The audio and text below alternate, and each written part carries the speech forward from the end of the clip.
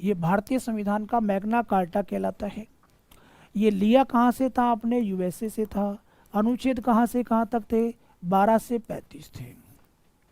अब अनुच्छेद 12 और 13 याद करो पहले, तो बाकी की बात बाद में करेंगे। अनुच्छेद 12 मौलिक अधिकारों के संदर्भ में परिभाषित करेगा किसको? राज्य शब्द को परिभाषित करेगा। तो राज्य शब्द की परिभाषा अनुच्छेद 12 में मिलेगी।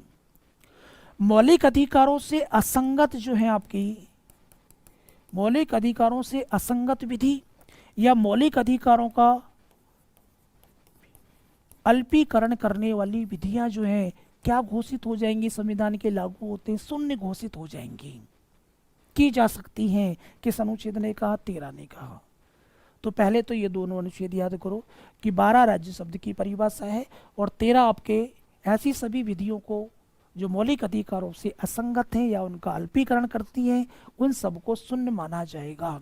इसे पृथक्करण का सिद्धांत कहते हैं, इसे अनाच्छादन का सिद्धांत भी कहते हैं, थ्योरी ऑफ इक्लिप्स भी इसे ही कहा जाता है, अनुच्छेद 13 को।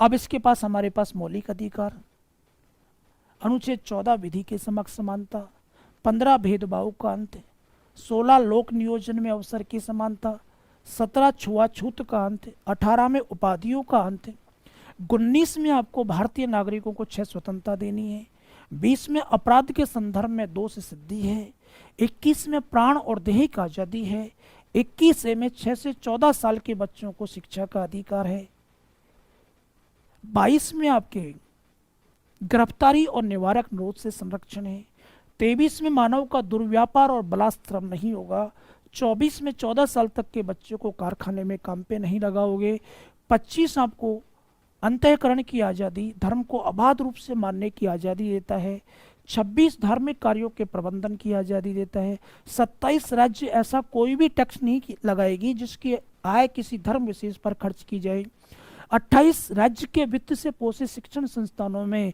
धार्मिक शिक्षा के लिए बाध्य नहीं किया जाएगा, 29 अल्पसंख्यक वर्गों के हितों का संरक्षण और 30 अल्पसंख्यक वर्ग अपना शिक्षण संस्थान खोल सकते हैं और 32 संवैधानिक उपचारों का अधिकार। ये सारे के सारे क्रम से आपको याद हो गए। तो